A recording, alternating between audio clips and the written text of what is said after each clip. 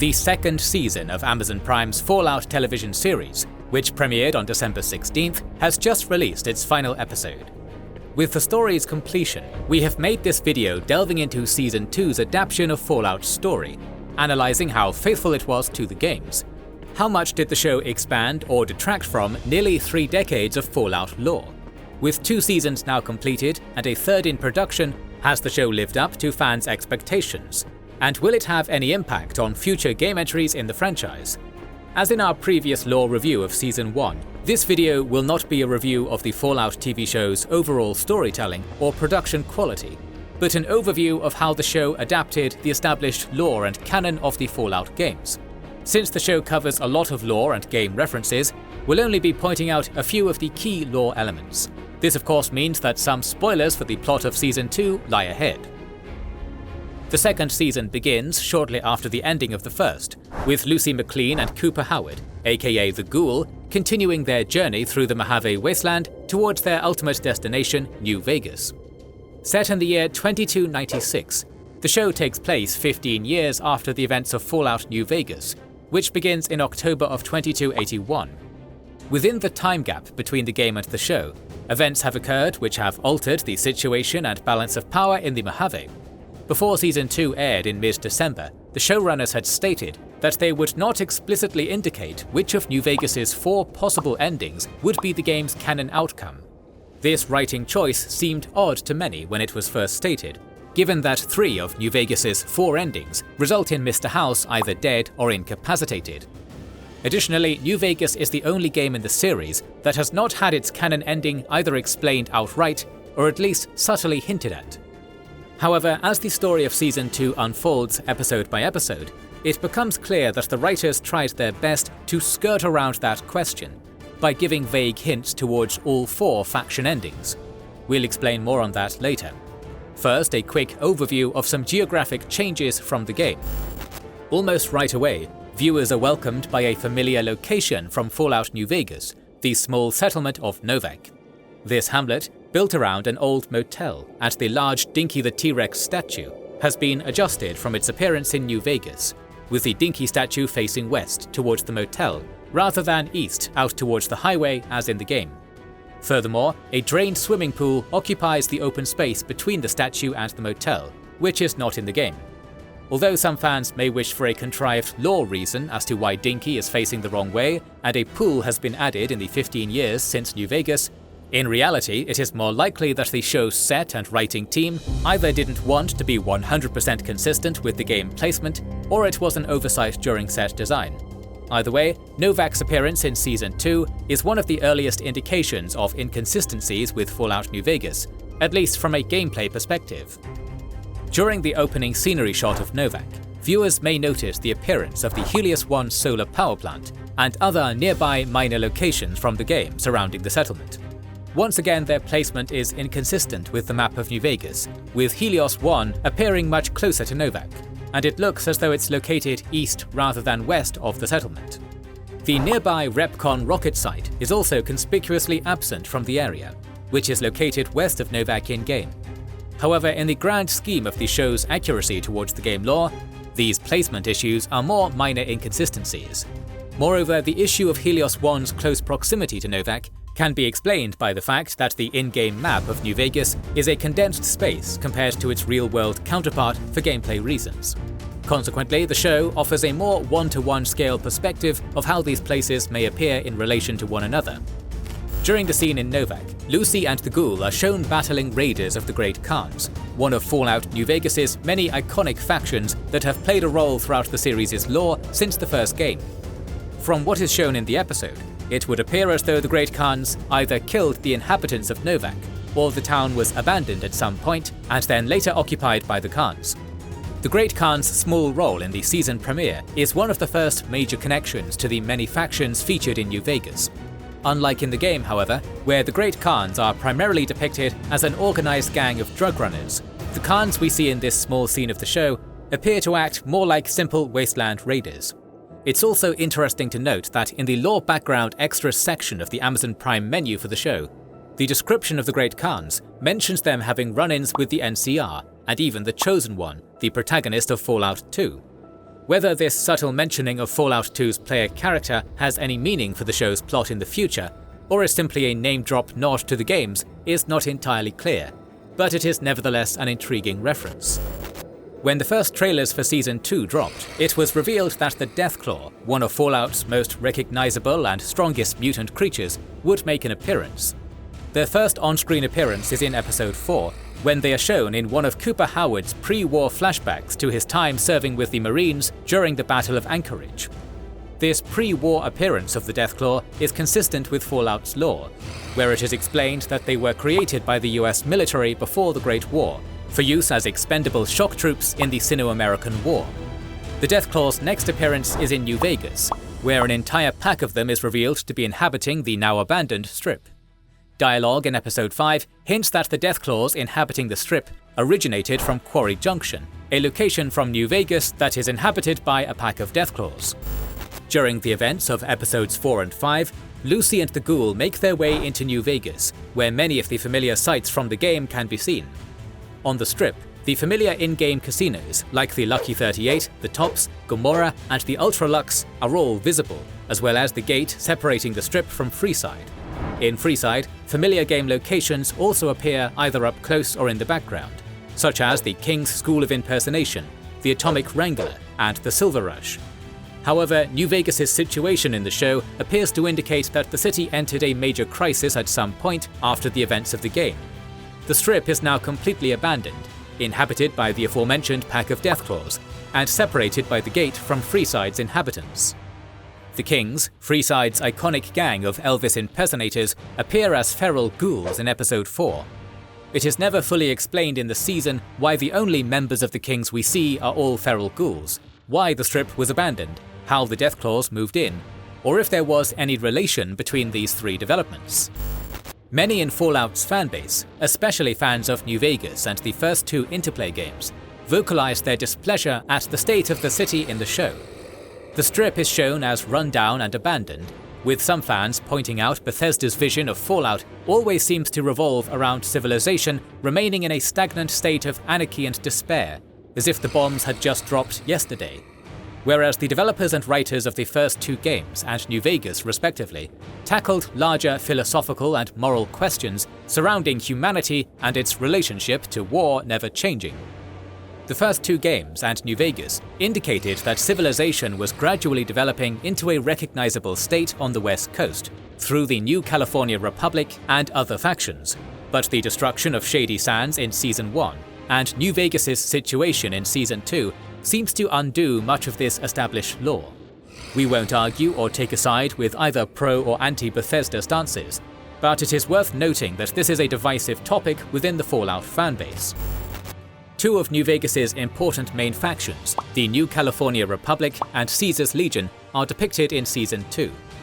Although the NCR has been shown in the first season, its role in the events after New Vegas have been expanded upon. One of the most obvious lore inconsistencies fans pointed out in the first season was the obscure dating of the fall of Shady Sands, which in the show is indicated as having taken place in 2277, 4 years before New Vegas.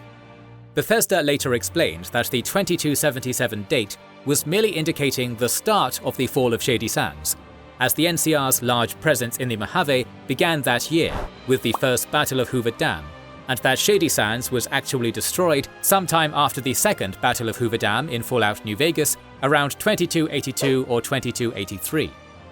The nuking of the NCR capital is even shown in the cold opening of Episode 2, which also included a reference to the nuclear winter quote used by the NCR troopers in the game, which has become an iconic meme within the Fallout fandom.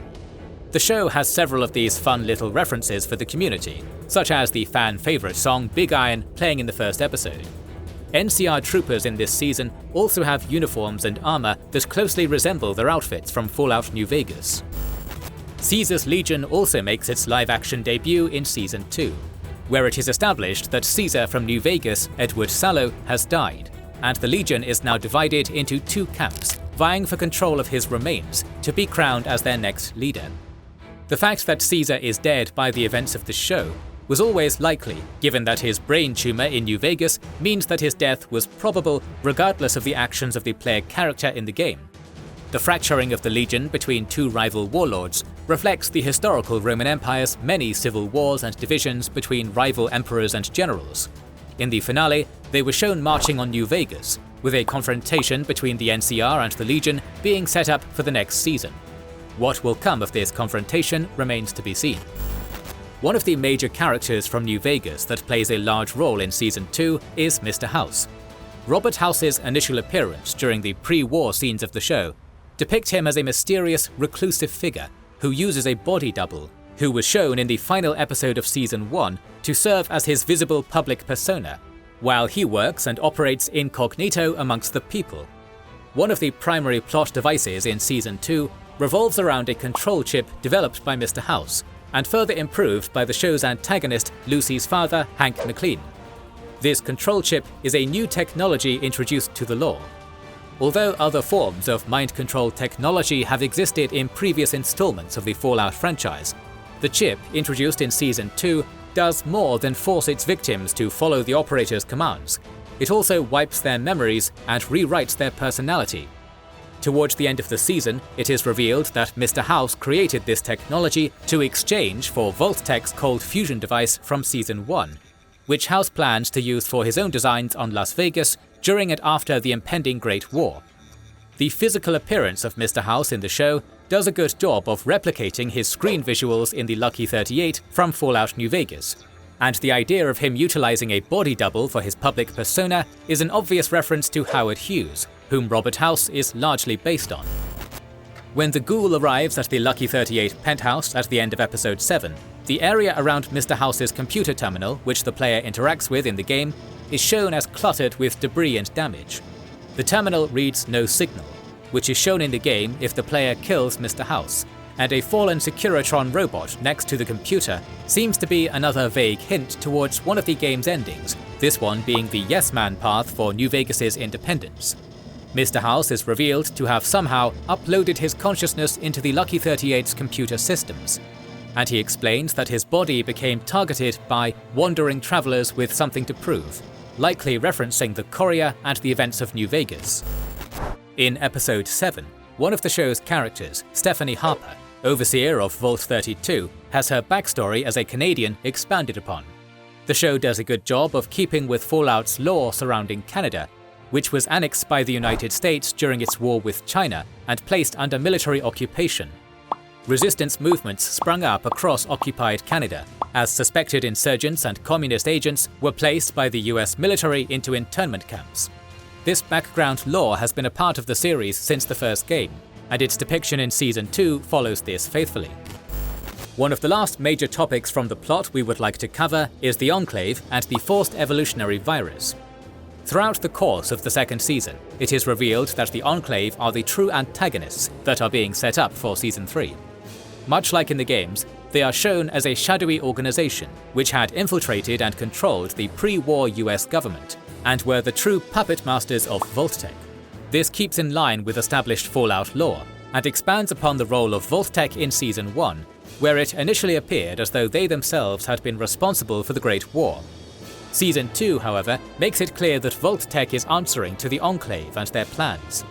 In the last episode, it is revealed that the Enclave base that was briefly shown in the second episode of Season 1 is hidden somewhere in the Rocky Mountains in Colorado, which is hinted as one of the settings for Season 3. Perhaps one of the most interesting characters to show up in Season 2 is the President of the United States, which Fallout lore had established was a high-ranking member of the Enclave. According to previous Fallout games, and referenced in the opening episode of Season 1, the President had taken refuge on the Enclave oil rig from Fallout 2 before the outbreak of the Great War. This is the first visual appearance of the last President of the United States, and likely not the last. Whatever the Enclave's plan for the Wasteland are, still remains to be seen. Whatever it is, however, it seems to be connected with the forced evolutionary virus. FEV has been present in every Fallout game, and its appearance in the show has significant implications, as whenever the forced evolutionary virus appears in the games, it establishes an existential threat to the people of the Wasteland. The virus is responsible for creating many of the Wasteland's mutant creatures, the most well-known of which are the supermutants. In Episode 6, Ron Perlman makes a cameo as a super mutant who rescues the ghoul in Freeside. his unnamed character states that a war is coming, and that the Enclave is at the center of it. The super mutant tells the ghoul that he is part of a group of mutants who are preparing to fight the Enclave, but since the ghoul refuses to join his cause, it is not revealed where they are based or who they are. With the show setting up a future appearance of the Rockies and Colorado, this may potentially lead to this hidden group of super mutants being revealed as the remnants of the Master's army from the first Fallout game, where it was explained that the remaining super mutants in New California fled east to the Rockies.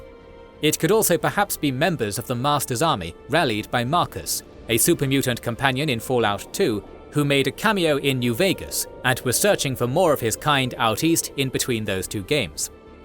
These are all still theories though, and it remains to be seen what this clandestine super mutant faction will turn out to be. While there are plenty more references and Easter eggs from the games thrown into Season 2, these are some of the more significant plot points we wish to discuss in relation to Fallout game lore. Amazon had announced the renewal of the show for a third season before this one had even dropped a trailer, so it was always likely that Season 2 would end on a cliffhanger. What will become of the events and characters of the show now remains to be seen, but Fallout's 30th anniversary is next year, 2027, and Season 3 airing in time for the series' anniversary is highly likely, so we probably won't have to wait too long to get our answers. In the meantime, we're planning on covering the lore of many other fantasy and sci-fi universes, so make sure you are subscribed and have pressed the bell button to see it. Please consider liking, commenting and sharing, it helps immensely. Our videos would be impossible without our kind patrons and YouTube channel members, whose ranks you can join via the links in the description to know our schedule, get early access to our videos, access our Discord, and much more. This is the Wizards and Warriors channel, and we will catch you on the next one.